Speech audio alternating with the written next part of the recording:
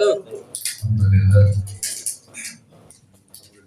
الذي علم بالقلم علم الإنسان ما لم يعلم أشهد أن لا إله إلا الله وحده لا شريك له الملك القدوس السلام وأشهد أن محمدا عبده ورسوله المبعوث رحمة للعالمين اللهم صل وسلم وبارك على هذا النبي الكريم نبينا محمد المصطفى صلى الله عليه وسلم وعلى آله وأصحابه أجمعين وبعد سبحانك لا علم لنا إلا ما علمتنا إنك أنت العليم الحكيم رب اشرح لي صدري ويسر لي أمري واحلل عقدة من لساني يفقهوا قولي اللهم علمنا ما ينفعنا وانفعنا ما علمتنا يا رب العالمين. Jemaah sekalian rahimakumullah wa azakumullah, setelah kita bertakbir dan bersalawat kepada baginda Rasulullah sallallahu alaihi wasallam kepada para sahabat dan seluruh pengikutnya dari yaumil qiyamah. Seperti tadi sudah disampaikan bahwa tema kita pada siang hari ini adalah agar urusanmu dimudahkan Allah. Dan setiap kita pasti urusannya ingin dimudahkan. Maka ada 10 kunci kemudahan yang perlu kita ingat, kita pahami, dan kita implementasikan dalam hidup kita agar hidup ini penuh dengan kemudahan. Karena waktunya pendek, saya ingin mengawali dengan mengutip firman Allah Ta'ala di surat Al-Lail ayat 5 sampai 7. Allah berfirman, A'udzu billahi minasyaitonir rajim. Bismillahirrahmanirrahim. Fa amma man a'ta wa saddaqa bil husna fasanuyassiruhu. Ini konsep yang terang benderang. Bagaimana agar kita diberi jalan kemudahan oleh Allah, bahkan jalan ini fid dunya. Bapak Ibu, pengen Bapak sekarang pengen jalan mudah di dunia atau di akhirat? Dua-duanya, Masya Allah. Padahal nggak ada pilihan dua-duanya. Akhirat, dua-duanya. Nah, fasal yassiru yusra itu ternyata ada syaratnya. Syaratnya apa? Yang pertama, fa'amma man a'ta. Adapun orang yang memberikan hartanya, sudah kita lakukan atau belum? Yang wajib memberi harta itu namanya zakat. Yang sunnah namanya banyak. Ada yang namanya sedekah, ada yang namanya infak, ada yang namanya wakaf, ada yang namanya hibah, dan lain sebagainya. Insya Allah sudah ada. Kalau sedekah insya Allah ya. Karena sedekah itu ada sedekah materi, ada sedekah non materi. Sedekah non materi itu yang paling mudah itu senyum sama Tuhan. Kata Rasulullah SAW, tabassumuka ala wajhi akhika sedekah. Senyum simpul kamu terhadap teman kamu sedekah. Dan itu memang jalan menuju kemudahan itu. Bapak-bapak bayangkan kalau ketemu temannya itu wajahnya dilipat terus, kira-kira temannya suka atau tidak? Ya.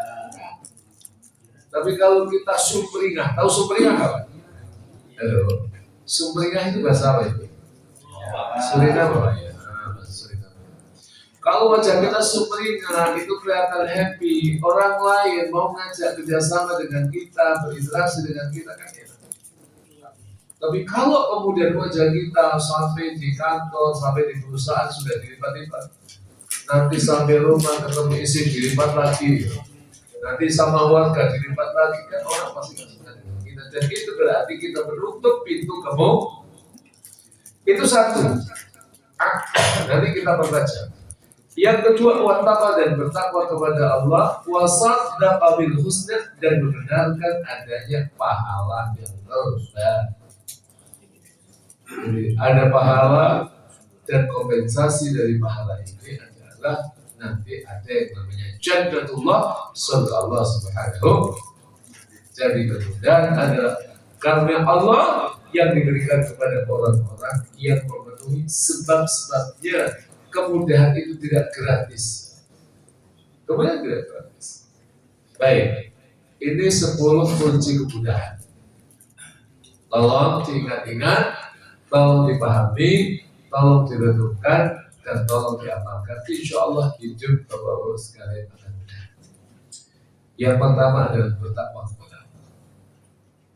Yang kedua memperbanyak istighfar. Yang ketiga bertawakal kepada. Yang keempat memudahkan urusan orang. Yang kelima berbakti kepada kedua orang tua. Yang keenam menjaga salat. Yang ketujuh gemar bersedekah. Kedelapan menjaga silaturahim. Kesembilan memperbanyak doa. Dan yang terakhir adalah meninggalkan maksiat. Ini dari 10 ini yang paling berat yang mana? Berat semua atau enteng semua? Atau ada yang berat, ada yang enteng? Halo, kayaknya pada bingung. Insya Allah mudah semuanya. Mari kita lihat satu persatu. Yang pertama, takwa kepada Allah. Di mana kita mendapatkan penjelasan bahwa orang-orang yang bertakwa kepada Allah itu akan dimudahkan urusannya. Surat At-Talaq, surat 65 ayat 4 Allah katakan, "Wa may yattaqillaha yaj'al lahu min amrihi yusra." Siapa orang yang bertakwa kepada Allah, niscaya dia menjadikan kemudahan baginya dalam urusan. Coba kalau bapak-bapak itu lihat, itu para kiai-kiai itu mereka itu pada kerja atau tidak? Kiai-kiai di pesantren setiap hari ngajar kitab, pesantren nggak kemana-mana. Kok bisa makan gitu? Padahal nggak kerja. Iya kan? Ya, dagang. Ya di antara mereka. Tapi logikanya mereka tidak semakmur itu. Ya kan, tidak semudah itu. Tapi karena mereka bertakwa kepada Allah, maka Allah akan mudah. Saya kasih contoh, seorang sahabat yang paling kaya, itu namanya Abdurrahman bin Auf. Itu kan sahabat yang kaya luar biasa. Hartanya dikonversi itu lebih dari 5 triliun. 5 T, bukan 5 M. 5 triliun. Nah, sahabat Abdurrahman bin Auf itu kan gak pernah kuliah di UI. Jurusan ekonomi juga gak pernah. Dia bukan lulusan ITB. Dia bukan seorang profesor. Tapi gimana seorang sahabat yang hidup ketika peradaban manusia belum maju, kok bisa kaya raya seperti itu? Nah, faktornya adalah takwa. Dan kecerdasan intelektual dengan kekayaan itu dua hal yang berbeda. Tidak semua orang yang dia cerdas secara intelektual itu kaya raya. Enggak. Tidak semua orang yang cerdas secara intelektual itu hidupnya sukses. Enggak. Sukses adalah sesuatu, kecerdasan intelektual adalah sesuatu yang. Maka bahkan kita lihat ada orang-orang yang bisa jadi imam. Pendidikannya biasa saja, itu malah dia kaya raya. Suatu saat saya diminta untuk mengisi pengajian, termasuk yang punya saham rumah makan sederhana yang tidak membangun. Pernah kesana atau belum? Enggak, kalau kesana itu kira-kira masuk atau lewat saja?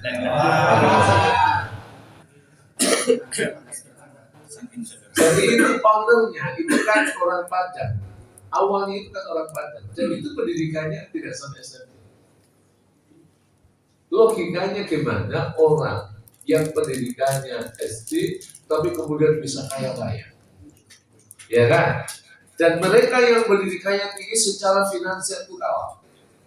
Dan ternyata di antara faktornya adalah ketakwaan dia kepada Allah Rabbul Alamin. Wa may yattaqillaha yaj'al lahu min amrihi yusra. Maka Imam Ibnu Katsir mengatakan yaj'al lahu min amri yusra ay yusahilu lahu amrahu wa yassiru alaihi. Allah akan memudahkan urusannya dan menjadikannya ringan. Dan bentuk takwa itu gimana? Satu, menjaga salat. Insya Allah di sini jaga salat semuanya. Amin. Jaga salat kan?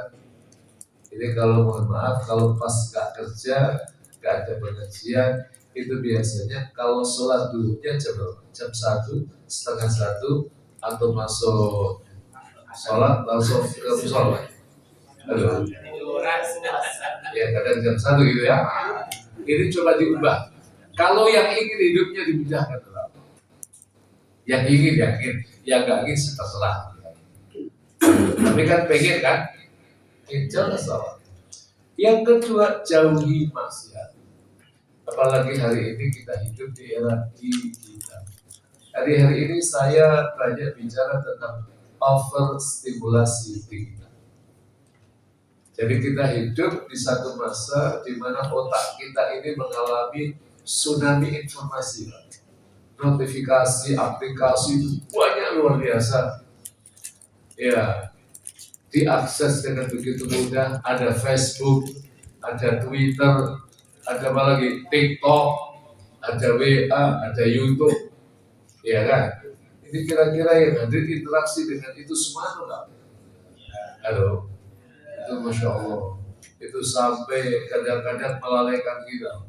Jam 2 malam bangun karena ada apa? Ada piala, dan sampai pemain-pemainnya itu hafal. Sampai grup-grupnya itu hafal. Grup A itu negara mana saja itu. Sekarang yang maaf, peringkat 1 siapa, peringkat 2, nilainya itu sampai hafal. Itu yang ngegulin siapa itu hafal. Itu klub yang mana itu hafal. Yang paling tua siapa, yang paling muda siapa, gitu kan. Negara-negara yang baru ikut Piala Dunia itu mana, itu hafal semua. Itu satu di antaranya adalah karena overstimulasi diri. Saya bukan orang yang anti teknologi. Silahkan pakai teknologi itu, tapi untuk hal yang positif. Jangan sampai kemudian HP itu menjadi setan kepeng. Jadi apa? Setan kepeng. Hati-hati. Baik, itu tinggalkan. Yang ketiga, menunaikan amanah. Ini luar biasa. Bapak-bapak ketika di IGP ini amanah, saya yakin nanti Allah akan meletakkan kita pada posisi yang paling baik. Orang-orang yang punya integritas, orang yang punya kejujuran, orang yang punya keamanan, itu pasti Allah akan menempatkan pada maqam. Yang ketiga, menjaga lisan. Saya ingin sampaikan kata Rasulullah SAW ketika beliau ditanya, apa sih yang paling banyak menghantarkan manusia ke dalam neraka? Itu ternyata 2. Satu adalah alfa bulat, yang kedua adalah alfa yaitu kemaluan. Maka hati-hati dengan lisan kita. Sekalipun lisan hari ini itu kalah dengan jari. Halo, Bapak sekalian sering bicara dengan mulut atau dengan jari? Dengan jari. Itulah kenapa Al-Quran mengatakan al-yawma nakhtimu ala afwahihim wa tukallimuna. Berarti yang bicara itu jari-jari tangan kita. Karena hari ini yang paling banyak bicara bukan mulut kita cium, tapi jari-jari kita cerewetnya luar biasa. Aduh, ada tadi yang begitu? Baik, ikhlas dalam amal. Banyak nggak apa-apa asal setuju kan? Jadi jangan sedikit asal ikhlas, banyak nggak apa-apa asal Semakin tinggi tanpa seseorang, semakin besar kemudahan yang Allah beri. Ini Bapak sekalian tentang bentuk takwa. Yang kedua adalah memperbanyak istighfar. Di surat Nuh ayat 10 Allah katakan faqultu astaghfiru rabbakum innahu kana. Jadi kata Allah Ta'ala, maka aku berkata, mohonlah ampun kepada Tuhan, sesungguhnya Dia Maha. Gak ada dosa yang tidak diampuni oleh Allah. Surat 39 ayat yang ke-53 Allah katakan, innallaha yaghfiru dzunuba jami'an. Sesungguhnya Allah itu mengampuni dosa semua. Makanya ada satu riwayat terkait dengan Nuh Al-Basri. Ada seseorang mengadu tentang kemiskinan, tentang kekeringan, sulit memperoleh keturunan dan hasil panen kepada Sobri. Jawab, alaika bil istighfar. Hendaklah kau memperbanyak istighfar. Jadi mohon maaf yang hadir rata-rata banyak istighfar dalam 24 jam itu berapa kali? Berapa kali? 1000 ya berapa? 1000. Luar biasa. Alhamdulillah. Maksudnya 1000 satu bulan atau 1000 satu tahun itu? Setiap hari ini pertanyaannya itu. Jadi kita ini yang banyak rata-rata setiap hari itu 15 kali. Habis sholat astagfirullahaladzim, astagfirullahaladzim. Berapa kali itu? 3 kali kan? Kali 5 waktu berarti Rasul berapa kali? Minimal 70 kali. Nah, Rasul itu maksud itu 70 kali minimal, mestinya kita harus lebih baik. Ada Pak maksud di sini? Ada, alhamdulillah. Itu istighfar. Dan itu memang Imam Hasan ditanya apapun jawabannya istighfar. Ada orang nggak punya anak, kenapa saya bantu? Udah perbanyak istighfar. Ada orang dagang, kok dagangannya nggak laku-laku, udah perbanyak istighfar. Ada orang ini masih muda, ganteng, sudah kerja juga, tapi kok ketika menginginkan wanita untuk dinikah, kok ditolak loh. Halo, ada tuh yang begini? Iya kan? Nah, perbanyak logikanya kalau sudah SPK kuat dan soleh pandai kaya keren itu kan laris kan? Kok nggak laku-laku? Akhirnya jadi apa? Ikut organisasi IPTN, Ikatan Pemuda Pelantikan. Ada di sini yang ikut IPTN? Berapa orang? Masya Allah. Itu beristighfar kepada Allah Rabbul. Baik. Yang ketiga adalah memperbanyak tawakal. Jadi setelah kita melakukan ikhtiar maksimal, ikhtiarnya dua, zahir dan batin. Ikhtiar zahir saja nggak cukup, ikhtiar batin saja nggak cukup, tapi harus bersinergi. Ikhtiar zahirnya, kalau sebagai seorang karyawan harus profesional, harus punya dedikasi yang tinggi. Nah, pada sisi itu balut dengan sinergikan dengan ikhtiar batin. Seperti malam terakhir bangun, tapi bukan untuk qiyamul bola, tapi qiyamul. Nah, itu keren. Coba lakukan itu 3 tahun berturut-turut. Halo, insya Allah bisa tuh ya. 3 tahun berturut-turut sholat malam tanpa putus. Insya Allah bisa atau nggak bisa? Enggak. 3 tahun. 3 tahun. Loh, kenapa saya katakan 3 tahun? Karena ada yang datang ke rumah saya. Kenapa 3 tahun itu yang sebenarnya tidak terlalu hebat. Karena ada seorang bapak dia datang ke rumah, curhat panjang sekali, dan juga itu dikasih anak, alhamdulillah SMA sudah Al-Quran. Ya, kalau ada orang-orang hebat itu saya tanya, bapak amalannya apa? Saya ini sholat malam, saya itu sudah istiqomah sholat malam itu 16 tahun tanpa putus. 16 tahun. Makanya kalau 3 tahun itu sebenarnya belum ada apa-apa itu. Jadi kalau kita ingin diberi kemuliaan oleh Allah, pastikan saat lakukan sholat. Itu ayatnya jelas. Ya kan? Wa minal laili fatahajjad bihi nafilatan lak asa ayyab'atsaka rabbuka maqaman. Itu terang benerang. Jadi sholat malam itu ibadah orang-orang hebat, itu standar, itu ibadah standar. Jadi itu. Jadi disinergikan antara ikhtiar zahir, ikhtiar batin, setelah itu tawakal. Saya ada seorang sahabat, dia itu nikah sudah 8 tahun gak punya anak. Ikhtiar zahirnya apa? Sudah melakukan bayi tabung. Sudah ada. Mintanya sama Allah di pukul 7 malam gak pernah berhenti. Tapi sampai tahun ke-8 gak dikasih anak. Ternyata Allah menetapkan bahwa dia harus tawakal dulu dan dia harus sabar terkait dengan doanya yang mengalami delay. Kita ini kan kalau doa itu terlalu buru-buru, kayak Nabi aja, Pak. Doa itu subuh nanti duhur sudah diisi takih sama Allah. Kalau katanya kalau doa dikabul. Ini kok saya doanya sudah dari subuh ini duhur kayaknya belum dikasih. Jadi doa itu ada 3 Pak pengabulan. Ada yang cash, ada yang delay, ada yang deposit. Kalau kita kan biasanya mintanya yang mana Pak? Cash. Ya, doa langsung. Oh, dikabul. Ya Allah, saya masih bicara ya Allah. Saya sudah 88 tahun ya Allah. Udah kalau menikah ada wanita yang datang ke kita. Nah, saya pengen kenalan sama kamu. Terus cocok langsung dinikahi kan ada proses-proses. Karena doanya sekarang tapi dari kabul oleh Allah nunggu 3 bulan, ada yang nunggu setengah tahun, ada yang nunggu 1 tahun, ada yang nunggu 2 tahun. Itu namanya video. Tapi kita dan biasanya itu dilihat dengan kualitas keselamatan. Dan satu lagi adalah deposit. Nanti Allah memang sengaja tidak berikan duit, tapi nanti berikan di akhirat. Tapi kita sukanya yes. Tapi kita harus tahu diri. Ya, tadi kata Allah surah At-Talaq ayat yang 3, wa may yatawakkal 'ala Allah itu betul.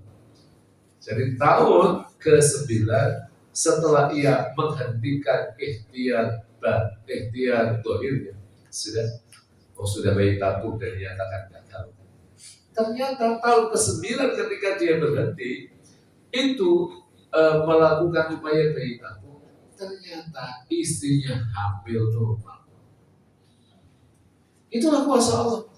Nanti tahun ke-10 punya anak 1. Setelah punya anak 1 tahun setengah kemudian punya anak lagi, Pak.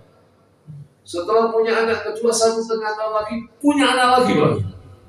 Setelah itu 1,5 tahun punya anak lagi. Nah, itu anaknya gebridil, Pak. Atau gebridil. Itu satu di antaranya adalah karena tawakal kita kepada Allah Rabbul.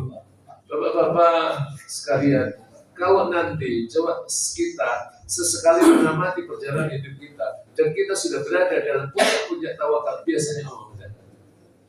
Nah, tawakal adalah nisfuddin atau tawakal nisfuddin. Nah, hakikat tawakal itu adalah satu mengambil sebab secara langsung. Jadi kalau kemudian karirnya di perusahaannya itu naik terus, ya spiritualitasnya naik dan juga ilmunya harus naik. Itulah yang dimaksud oleh Allah dalam surah Al-Jadil, yarfa'illahu alladhina amanu minkum walladhina utul ilma. Orang ia cerdas secara spiritual saja tidak cukup, tapi dia juga harus cerdas secara intelektual.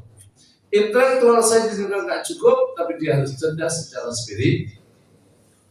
Jadi kuncinya kalau kita ingin dinaikkan oleh Allah juga, yaitu pastikan kita punya kondisi spiritualitas yang baik, dan yang kedua adalah kondisi intelektualitas yang baik. Nah, yang kedua menyerahkan hasilnya kepada Allah, yang ketiga tidak bergantung kepada makhluk. Nah, orang yang bertawakal akan merasakan ketenangan sehingga urusannya menjadi lebih mudah. Cuma ini memang gak gampang, terutama kalau pas urusan sakit. Halo, pernah sakit kan? Ya mungkin kita tahu.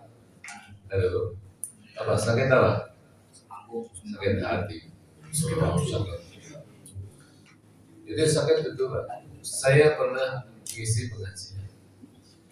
Nah, waktu selesai pengajian itu ada yang mengatakan, Pak Ustaz, saya dulu pernah sakit, tapi saya bawa ke rumah sakit dan saya diagnosis oleh dokter mengatakan nggak ada penyakit. Saya masih sakit. Jadi karena penyakitnya ini ternyata punya penyakit fisik. Akhirnya ada tahu biasanya pergi puncak itu aja orang pintar. Orang pintar itu melakukan terapi dengan pembelahan dada. Dada itu ia belah pakai kukunya.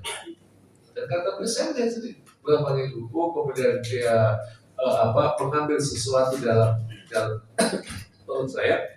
Setelah itu diusap balik lagi, nggak ada bekas. Pertanyaannya waktu itu adalah, apa yang saya alami ini namanya kejadian luar biasa kan? Coba bapak-bapak kalau dadanya dibelah, diusap lagi, insya Allah ada lukanya tidak? Ada bekas lukanya tidak? Oh, jangankan kita. Oh, Rasulullah itu sebagaimana persaksian sahabat Anas bin Malik. Sahabat Anas itu bersaksi, saya pernah melihat ada bekas belahan dada Rasul Sallallahu Alaihi Wasallam. Jadi bisa jadi itu namanya ikhlas. Ketika terjadi pada seseorang yang jadi nabi, tapi waktu itu kejadiannya belum jadi, ada namanya mukjizat. Kalau itu jadi pada nabi, ada yang namanya istidraj. Kalau itu terjadi dengan bantuan jin, dan ada yang namanya karomah. Kalau itu bentuknya adalah kemuliaan yang Allah berikan kepada orang-orang saleh. Nah, itu potensinya yang mana? Ilhas, mukjizat, karomah, atau istidraj. Maka itu ujiannya. Baik, yang keempat memudahkan urusan lain. Jadi kata Rasulullah itu, "Yassara ala muhsin yassara Allah alaihi fid dunya." Dan ini siapa kan? Sedekah memudahkan orang lain. Jadi pasti Allah akan mudahkan kita, tidak hanya di dunia tapi juga di bentuknya apa? Ya membantu orang berutang. Ada ulama-ulama itu kalau hari Jumat itu nyari orang-orang yang punya hutang. Tapi waktu itu nggak sampai di sumur batu ya nyarinya. Nggak sampai ke sumur. Nanti setelah tahu nanti didatangi orang yang pinjam itu siapa, lalu dia bilang, Pak, itu si Fulan itu punya hutang sekian dinar. Udah dibayar ya, jangan bilang-bilang. Coba nanti kalau dia mau bayar katakan sudah dibayar. Kira-kira kalau di sumur batu ada orang nggak sebaik kayak itu? Nggak ada ya. Masya Allah, sayangnya nggak ada. Lebih orang yang belum paham, menolong sesama, memberikan solusi, dan kemudian yang berbakti sama Allah. Jadi royal lah sama orang tua kita, kata Rasul mengatakan ridha Rabbi fi ridha Allah berada pada ridha Allah.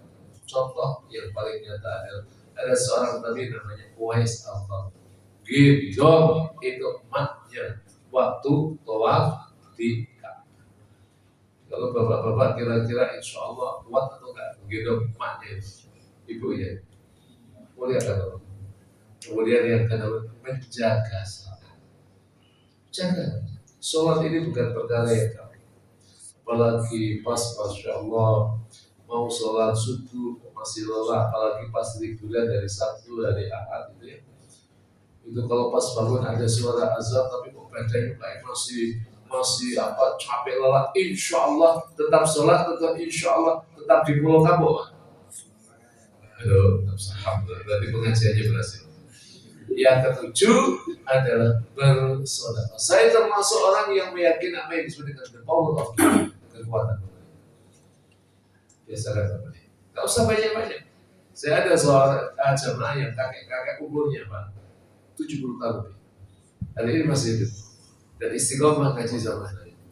Apa kata beliau? Saya Ustaz, alhamdulillah karena sudah usia tua, saya sudah pensiun.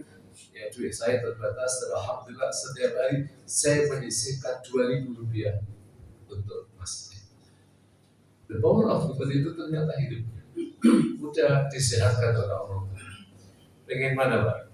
Duit sedang tapi sehat walafiat, duit banyak tapi sakit-sakitan. Pilih mana Pak? Banyak sehat. Wah, pilihnya juga ya. Jadi ini kemudian yang ke-8 menjaga silaturahim. Jangan hanya video call aja Pak, datangi rumahnya. Saya itu kalau ada orang silaturahim jadikan habit, jadikan kebiasaan. Itu insya Allah nanti akan ngatur gampang. Urusan rezeki itu gampang. Kalau kita sudah taat sama Allah, nanti Allah itu akan yang mengatur. Kata Rasulullah SAW, "Man ahabba an yusaddaqa fi rizqi wa yunsa'ala fi athari falyasir." Siapa orangnya yang dilapangkan rezekinya dan dipanjangkan umurnya, maka hendaknya menyambung silaturahim. Dan yang ke-9 memperbanyak doa. Ud'uuni astajib. Rabbi shrah li sadri wa yassir li. Makanya kalau ada pengajian itu Ustaz selalu baca ayatnya wa yassir li dan mudahkan untuk urusan. Dan yang terakhir adalah meninggalkan maksiat. ada pengaduan Imam Syafi'i, syaqautu ila waqi' su'afi fa'arsyadani ila tarki munas. Jadi kata Imam Syafi'i, aku pernah mengadu kepada guru yang namanya Imam Waqi' tentang gurunya Bawaku, maka beliau akan meninggalkan maksiat. Bapak Ibu mengatakan inna lil maksiati syauqan. Sesungguhnya maksiat itu memiliki dampak dan nggak ada yang namanya kemaksiatan tunggal itu jatuh. Karena ada satu kaidah yang mengatakan inna sayyi'ata tahudda, sesungguhnya kemaksiatan itu pasti mengundang saudara-saudara. Makanya kalau ada perampokan itu biasanya perampokan saja atau ada kejahatan yang lain. Ada perusahaan, nanti ada pemerkosaan, ada pembunuhan, ada kezaliman dan lain. Saya doakan mudah-mudahan semuanya hadir urusannya dimudahkan oleh Allah. Mulai hari ini terus jaga 10 kunci kemudahan. Insya Allah Allah mudahkan urusan kita di dunia. Maaf. Assalamualaikum. Bohongin istri nggak ada. Membohongi istri nggak ada. Bohongi istri. Ya makanya bagus. Lupa deh. Bohong sama istri itu boleh atau tidak? Boleh. Boleh tapi bukan pada hal yang prinsip. Boleh tapi cerai gitu. Boleh tapi bukan pada hal yang prinsip. Nanti Bapak Ibu buka di hadis Riyadhus Shalihin bab yang ke-31 32. Itu ada dispensasi dusta dalam Islam. Itu ada 3. 1 saat perang, 2 saat mendamaikan 2 orang muslim yang sedang berpikir berantem, yang ketiga ada dustanya seorang suami terhadap istri terhadap suami, tapi untuk kemaslahatan. Ini kan bapak-bapak biasanya kalau istri mau kondangan kan biasanya dimintai pertimbangan kan. Ya, ayah. Kalau manggil ayah atau beb atau apa? Ya kan, atau papa atau apa? Ya, atau mas atau a itu. Ini gimana? Sudah cocok atau belum? Main cocok atau objektif biasanya, Pak? Jujur, Pak. Belum kan biar urusannya cepat kan. Pokoknya cocok. Urusan pasangan kan juga kan. Halo. Bapak kan biasanya ada hal yang agak kurang cocok dengan pasangan istri kan. Tapi istri untuk memperbaiki kualitas masakannya kan minta pendapatnya. Gimana masakan? Oh luar biasa kok, luar biasa asli. Cuma aslinya nggak ditunjukkan. Nah itu boleh. Tapi kalau dustanya udah dusta pada hal yang prinsip dalam agama itu tidak boleh. Wallahu a'lam. Oke, masih ada lagi? Kalau mau kawin lagi, Sebenarnya begini, hukum asal kalau kita mau nikah lagi, itu sebenarnya hukum asalnya kita tidak wajib izin. Tapi kalau kita tidak izin nanti biasanya ada konsekuensinya. Konsekuensinya akan dosa melulu. Ya. Tapi ada juga yang nggak izin, dia bisa mengelabui istri. Saya baru menangani satu kasus.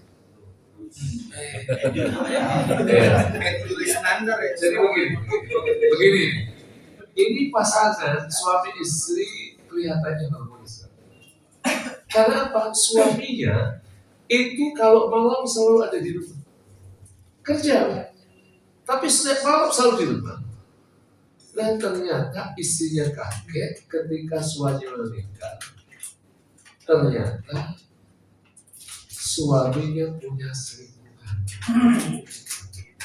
Itu tahunya itu setelah suaminya meninggal. Tahunya dari mana? Dari WA. Pertanyaan saya bapak-bapak ini WA-nya dikunci atau biasanya open saja terbuka?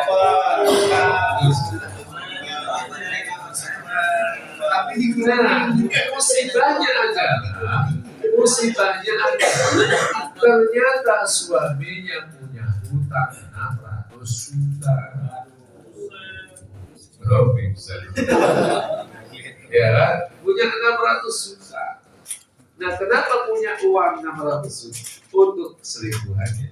Kan pertanyaan saya kan kepada saya kan urusan waris kan. Itu yang selingkuhan suami saya itu dia dapat waris atau tidak? Jawabannya pastikan dia itu selingkuhan yang tidak. Kalau dinikahi dia adalah sebagai istri yang sah. Dan itu bisa dibuktikan. Dibuktikan itu kalau memang ada saksinya pakai saksi, kalau tidak ya nanti ke pengadilan itu pakai dokumen. Ada surat nikahnya atau tidak? Ya kan? Maka dalam konteks seperti itu, kalau memang dia adalah istri yang sah, sekali itu tidak tahu dia mendapatkan harta. Tapi kalau memang hanya selingkuhan saja, ya begitu aja tidak. Kalau alhamdulillah nggak pada tahu, bagus. Ya, kalau memang hanya selingkuh saja dan tidak dinikahi, maka dia tidak mendapatkan harta waris. Maka saya suruh klarifikasi. Jadi kalau nanti urusannya, karena hartanya saya tanya, itu Bapak punya hutang 600 juta. Itu kalau asetnya, itu kalau kemudian nanti dijual untuk mengcover hutangnya yang 600 juta masih cukup. Masih sisa. Karena begini, pembagian waris itu ada tahapan-tahapannya. Yang pertama, kalau ada seseorang meninggal dunia, maka hartanya sebelum dia menjadi harta waris, pertama statusnya adalah namanya harta pusaka, harta peninggalan. Harta peninggalan itu ketika dia sampai menjadi harta waris, satu, harta itu digunakan untuk mengurus jenazah almarhum atau almarhumah kalau yang meninggal. Nah, setelah dipakai untuk pengurusan jenazah, yang disisir adalah wasiat.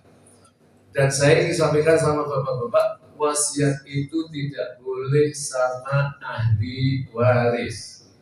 Jadi tolong jangan ada di antara bapak-bapak yang sudah ngaji kayak gini bilang sama anak, kalau rumah ini, kalau ayah nanti sudah nih, rumah ini untuk kamu ya, itu nggak boleh.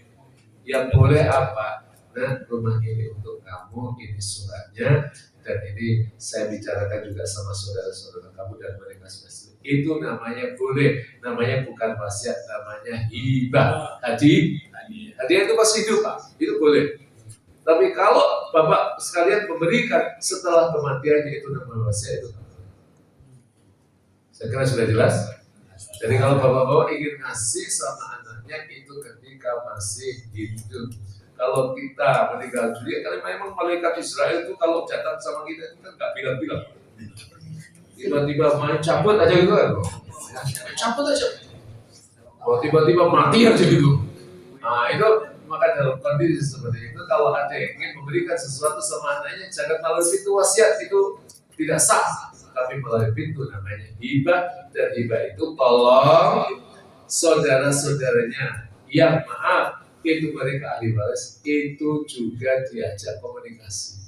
Kalau tidak, kita punya anak misalnya 3, yang kita hibahi adalah misalnya 1, dan yang 2 tidak bisa kasih tahu, tiba-tiba kita meninggal dunia, kira-kira nanti anak-anak kita akan mengalami perang Badar atau perang Uhud. Itu masalahnya di sini. Lalu setelah itu ada hutang atau tidak. Kalau ada hutang itu ada 2 dimensi vertikal dan horizontal. Vertikalnya adalah kita kalau punya zakat itu sudah kita zakatkan. Kalau belum itu ada zakat. Sama orang yang kita bayar dulu, baru setelah selesai harta itu kemudian menjadi harta waris. Saya kira itu sudah jelas ya. Jadi nikah boleh nggak izin sama saudara sama istri, tapi harus dikomunikasikan. Kalau nggak pasti adu sama dulu.